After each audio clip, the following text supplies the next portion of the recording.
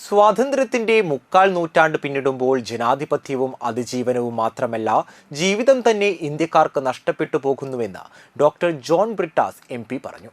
Doctor KR ബീനയുടെ ബുദ്ധദർശനത്തിന്റെ സ്വാധീനം ഒരു അന്വേഷണം വള്ളത്തോൾ മുതൽ വൈലോപ്പിള്ളി വരെ എന്ന പുസ്തകം പ്രകാശനം ചെയ്തുകൊണ്ട് സംസാരിക്കുകയായിരുന്നു അദ്ദേഹം. വാരണാസിയിലെയും മധുരയിലെയും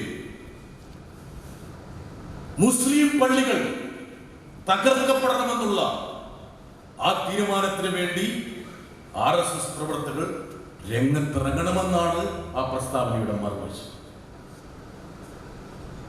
രൗദ്രതയാർന്ന ക്രൂരതയാർന്ന ഹിംസയാർജിച്ച ഒരു രാഷ്ട്രീയ പ്രത്യയശാസ്ത്രത്തിന്റെ രഥയോട്ടത്തിൽ ഒരു ജനത പകച്ചു നിൽക്കുമ്പോൾ എങ്ങനെയാണ് നമ്മൾ ഈ ഇരുട്ടിനെ മുറിച്ചു കിടക്കേണ്ടത് എന്ന് നമ്മളെ ചിന്തിപ്പിക്കാൻ കൂടിയാണ് ബീനയെ പോലുള്ള ആൾക്കാരുടെ പുസ്തകരചന സഹായിക്കുന്നത്.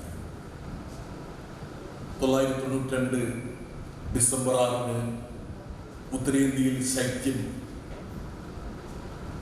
പടർന്നു പിടിക്കുന്ന ഒരു ദിനം ഫൈസാബാദ് എന്ന് പറയുന്ന ഒരു ചെറുപട്ടണത്തിൽ നിന്ന് ഞങ്ങൾ ഏതാനും മാധ്യമപ്രവർത്തകർ തൊട്ടടുത്തുള്ള അയോധ്യയിലേക്ക് ഒരു അംബാസഡർ കാറിൽ കോടമഞ്ഞിനെ വലഞ്ഞു മാറ്റി പോകുമ്പോൾ ഞങ്ങൾ ഒരിക്കലും നിലച്ചിരുന്നില്ല.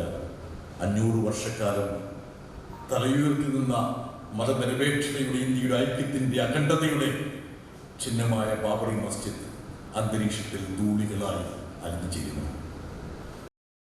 സംസ്കൃത സർവകലാശാല Buddhist studies director Ajay S. Shekhar പുസ്തകം ഏറ്റുവാങ്ങി. ഡോക്ടർ KR ബീന മറുപടി പ്രസംഗം നടത്തി. Thalikkulam block panchayat president KC Prasad ചടങ്ങിൽ അധ്യക്ഷത വഹിച്ചു. ഡോക്ടർ NR ഗ്രാമപ്രകാശ് പുസ്തക പരിചയം നടത്തി.